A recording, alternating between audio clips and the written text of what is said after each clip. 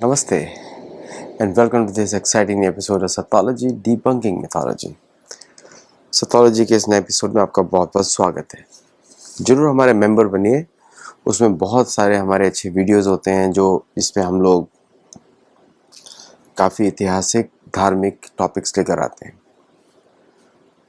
तो चलिए आज का शुरू करते हैं रेयर अर्थ पे। तो रेयर अर्थ जो होता है 17 एलिमेंट्स होते हैं जो उसके ऊपर rare earth they are classified. Heavy metals होते हैं 17 और उनके नाम होते हैं जैसे कि scandium scandium yttrium lanthanum cerium praseodymium neodymium promethium samarium europium gadolinium terbium dysprosium holmium erbium thulium ytterbium lutetium. ये होते हैं रेयर अर्थ्स। ये लिथियम उसमें नहीं आता है, लिथियम उस कैटेगरी में नहीं आता है। These are the rare earth which are classified और इसमें ही जो ग्लोबल जियोपॉलिटिक्स आप देख रहे हैं उसमें चल रहा है। इंटरेस्टिंगली इंडिया और ब्राज़ील 1948 से पहले were the largest producer of rare earth, लेकिन आज़ादी के बाद भारत ने जब आज़ादी छीनी अंग्रेज़ों से तो उसके बाद ये सिचुएशन चेंज हो गई। अब चाइना बन गया है और चाइना का जो मेजॉरिटी ऑफ जो योबो माइन है उनकी इनर मंगोलिया में, that's a majority of the rare earth material which come there. चीन कैसे सबसे ऊंचा बन गया, दैट्स इंटरेस्टिंग थिंग, क्योंकि वहाँ पे रेगुलेशंस नहीं है, वहाँ पे चेक्स नहीं है, बैलेंसेस नहीं है और उनके पास प्रोसेसेस, उनको ज़्यादा फ्रीडम है। There is no permission required, कोई एनवायरमेंटल प्रोटेक्शन नहीं, कुछ नहीं, जस्ट टेक इट। बाकी कंट्रीज़ में there are some processes, environmental conditions are there, जैसे यूएस में या इंडिया में या यूरोपियन कंट्रीज़ में lot of laws are there to protect the earth. China में ऐसा नहीं है और आई मीन इन सब देशों में भी बहुत ज़्यादा कंपटीशन रहता है, बट इन टर्म्स ऑफ कि अपोजिशन रहता है उसके लिए, लेकिन still exploitation happens on the earth. लेकिन चाइना में वो भी नहीं, ऐसे समझिए।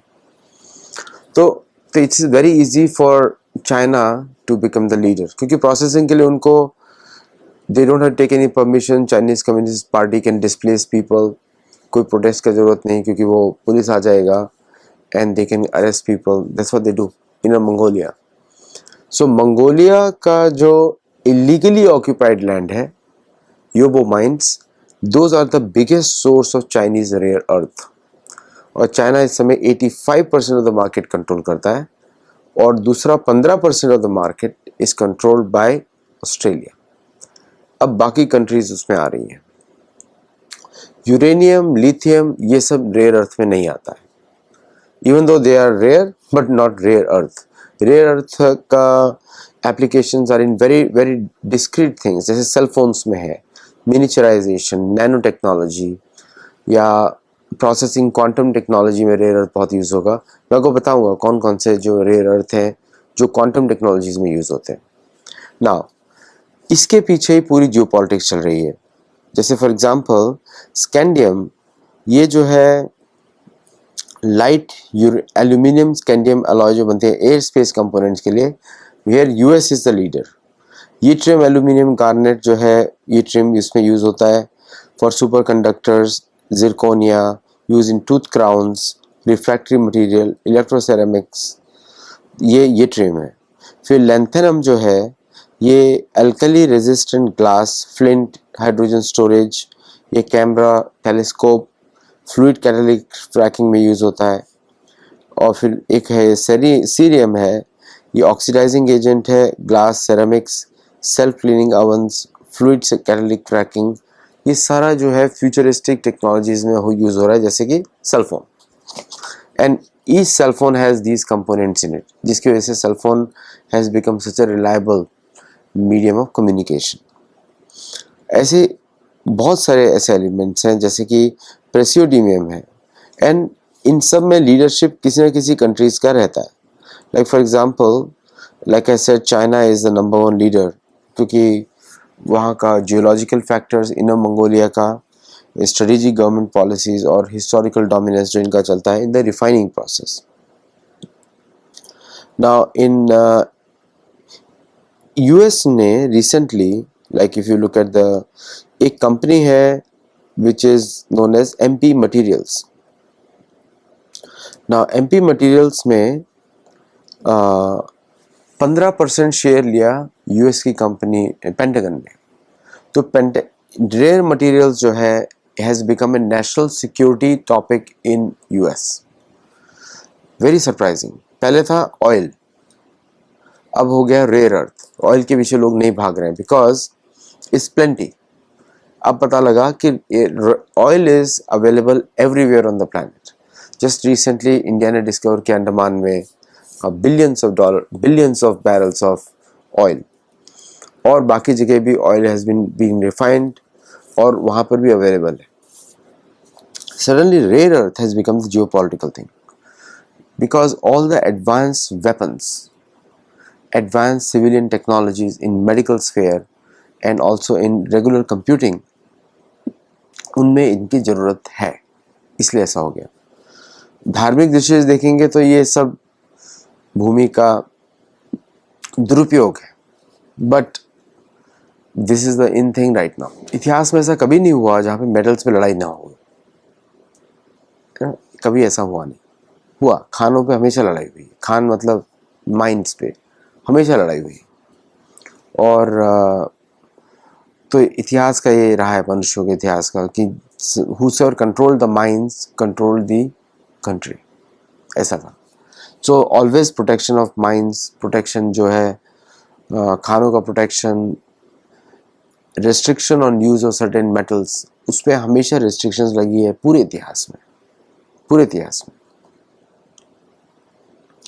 नाउ MP मटेरियल्स का शेयर 50% सर्च किया because they won a huge contract with the US military where Pentagon took a stake. So MP Materials is an American government owned firm.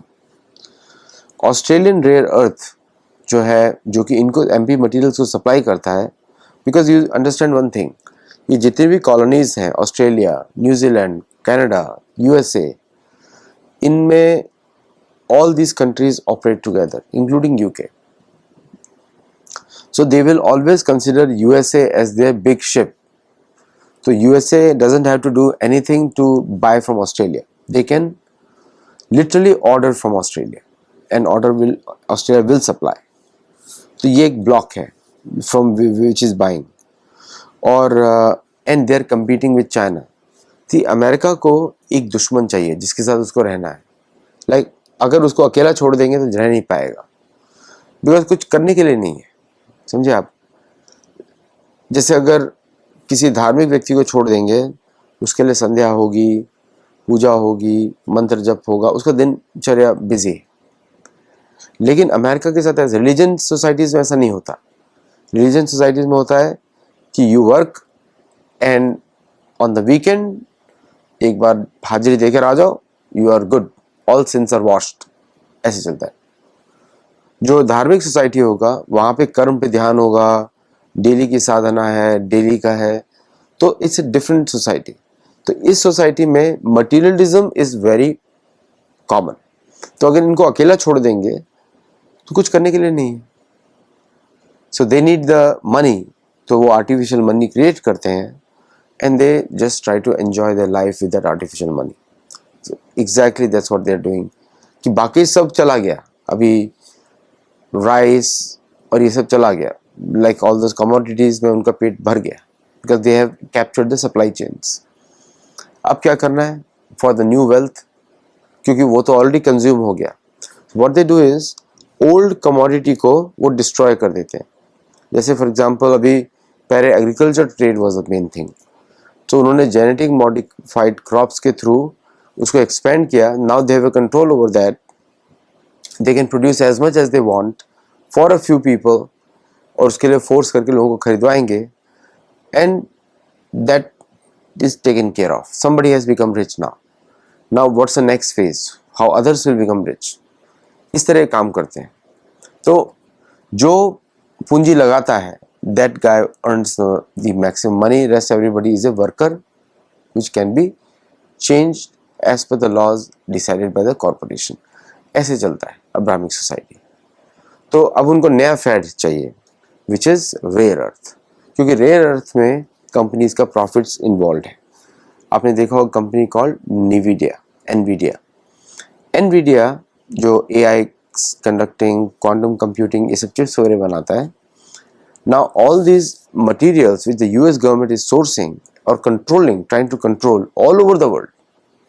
मैंने आपको पिछले शो में बताया कि किस तरह अफ्रीका के देश जो इतनी मुश्किल से गरीबी से बाहर आए हैं, डीकोलोनाइजेशन के प्रोसेस में लगे हुए हैं, they are willing to offer their country to these people, क्योंकि somewhere the corruption is there against the will of their own people. That bad is the game in rare earth. इसमें भारत भी पीछे नहीं है, बट भारत उस तरीके से काम नहीं कर रहा है।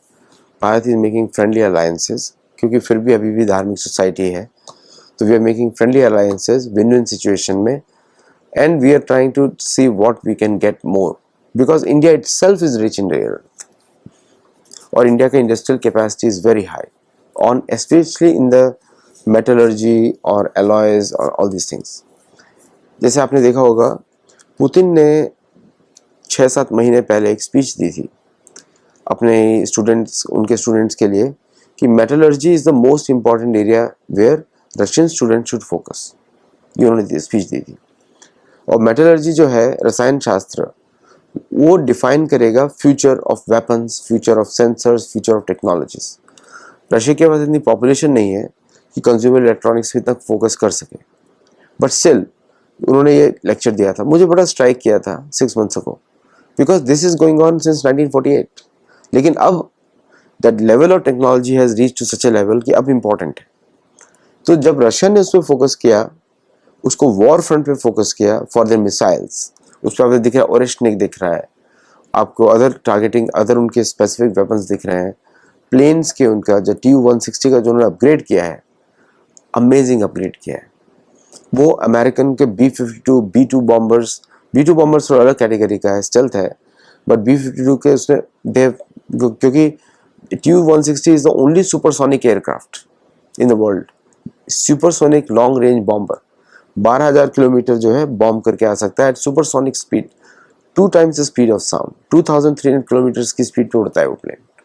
उसमें बहुत रेयर अर्थ यूज किया जाता है, and now they are working on making it stealth also using paint. तो दैट विल बिकम द, तो अब उसको कंपटीशन अब वो देख रहा है यूएस कि how these planes and these technologies, तो हम लोग wow we can come back, और भारत भी इसमें बहुत आगे है, भारत पीछे नहीं है। तो इनफैक्ट अगर मैं देखूं तो चाइना, रशिया, इंडिया, ये 3 टॉप कंट्रीज हैं इस समय। 4th इज यूनाइटेड स्टेट्स, इसलिए वो सब तरफ हाथ मार रहा है जोर से, so that they can control this. पहले सप्लाई चेन करे, लाए उसको, फिर माइन करे। America itself is rich in rare earth also, लेकिन they are rich in aero base, जहाँ पे एरोप्लेन्स और एरो स्ट्रक्चर्स में यूज हो सकता है, उसमें रिच है वो, बट बाकी जगह पे नहीं है। बाकी चाइना हैज अ डोमिनेंस, इसलिए वो लोग सारी जगह सोर्सेस कर रहे हैं, सो that they can be the world leader. Ultimate objective क्या होगा? एज यूजुअल, यू नो, आप लोग मत बनाओ, हम बनाएंगे। आप बनाओगे तो हम आपके सैंक्शंस डालेंगे, हम आपकी सप्लाई चेन को कंट्रोल करेंगे, बर्बाद करेंगे, सीआई के ऑपरेशंस करेंगे आपके विरुद्ध। तो मुझे ऐसा लग रहा है कि भारत को भी वो टैक्टिक्स यूज़ करनी पड़ेंगी फ्यूचर में, हर देश को यूज़ करनी पड़ेंगी, बिकॉज अब it will B war of intelligence agencies, कौन कितना नुकसान करता है, बिकॉज फिजिकली लड़ने की शक्ति किसी में नहीं है। सो इंफॉर्मेशन वॉर, पॉलिटिकल डिसोनेंस, और तीसरा गुप्तचरी के युद्ध, ये दिखते हैं फ्यूचर में। रेयर अर्थ की वजह से गुप्तचरी के युद्ध शुरू होने वाला है, कौन सी डील कहाँ जाने वाली है, कौन सी डील किसको कौन क्लोज करने वाला है, this I think that's going to happen, क्योंकि कोई फिजिकली लड़ने की ताकत में नहीं है इस समय।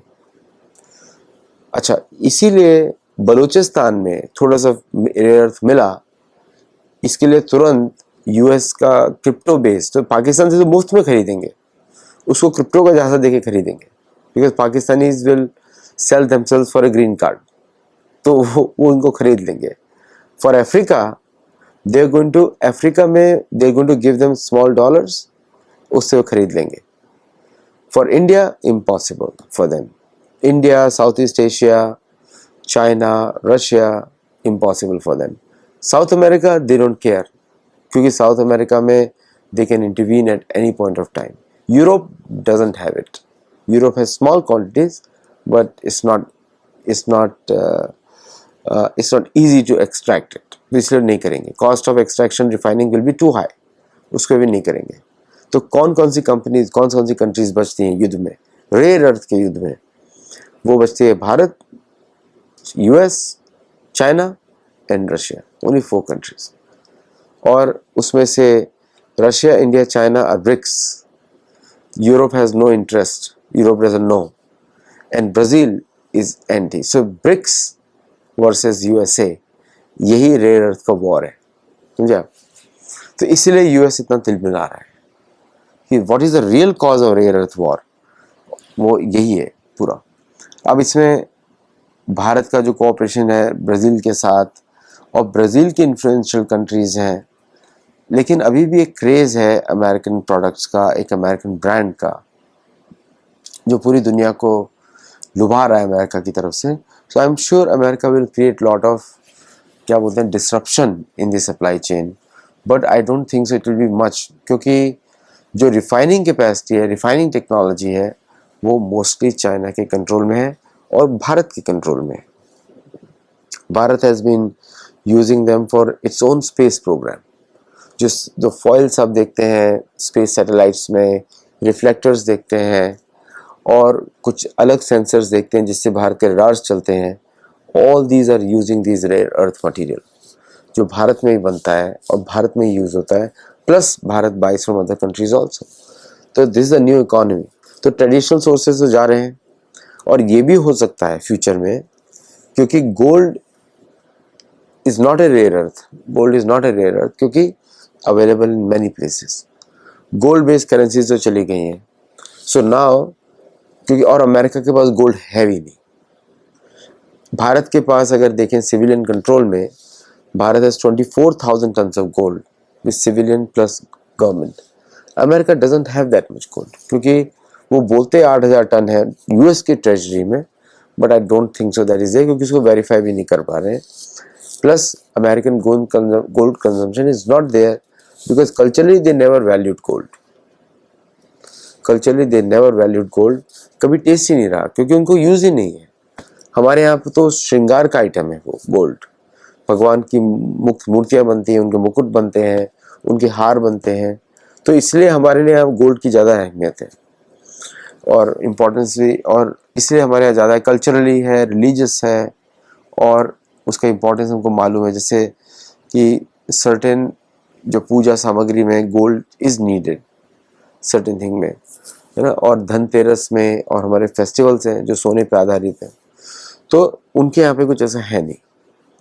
और ट्रेडिशनली वो हमेशा गरीब रहे हैं. अब एक्सपेंसिव वाइन्स या एक्सपेंसिव काउचेस, ये जो होते हैं, ये एक कंफर्ट का मटेरियल है, वो कहीं पे भी अचीव हो सकता है. But real symbol of wealth is gold. Gold plated this, gold plated या गोल्डन ओरिजिनल गोल्ड, वो स्टैंडर्ड है. वो तो सिर्फ भारत में रहता है. चीन में भी उसका उतना यूज़ नहीं है. भारत में है और जापान में है, सर्टेन पार्ट्स ऑफ अफ्रीका में है, सर्टेन पार्ट्स ऑफ रशिया में भी है, सेंट्रल रशिया में. तो वो सब इन देशों में ज़्यादा है. सेंट्रल एशिया में भी है, बट इंडोनेशिया में है and also Papua new Guinea में है, और ओल्ड शालमली द्वीप ऑस्ट्रेलिया में जो पुराना जो कल्चर था उनमें भी था. बट जो वेस्टर्न सोसाइटीज़ में नहीं है, क्योंकि हमेशा गरीब रहे हैं. इनका वेल्थ बना है 1945 के बाद, और वो भी 1973-1990 तक ख़त्म हो गया. So they have never had that luxury. South America में था, एस्टेक्स में था, मायंस में था, और ट्रेडिशनल साउथ अमेरिकन कल्चर्स में था, बोलीविया में था, पेरू में था. बट यूरोपियंस का कभी भी नहीं रहा. ये गरीब सिविलाइजेशन है, लेकिन वेरी लाउड सिविलाइजेशन, जो कि बोलती ज़्यादा है. तो मुझे the next war is on rare earth which is already happening, और भारत उसमें एक्टिवली इन्वॉल्व है। आप प्रधानमंत्री मोदी जी की विजिट को look at it from this perspective कि वो फ्यूचर देख रहे हैं रेयर अर्थ का, और उसके लिए अभी से सप्लाई चेन्स भारत की फिक्स कर रहे हैं, which is a very futuristic step. अभी दिख नहीं रहा है उसका इंपॉर्टेंस, बट इन विजिट्स का इंपॉर्टेंस आपको दिखेगा अगले 3 साल में। ओके, सो अगले शो तक फिर मिलते हैं अगले शो में। But thank you all for liking और video, I am sure you have liked it. Share करिए, गुरुकुल में जुड़िए और हम लोग को सपोर्ट करिए, हमारे लिटरेचर फेस्टिवल को सपोर्ट करिए। We need your help right now a lot. So do contact me at sathology@sathology.org so that we can enroll you if you want to get part of the Gurukul, or you want to support or sponsor the literature festival which is next month, coming very close. Namaste and Jai Jagannath.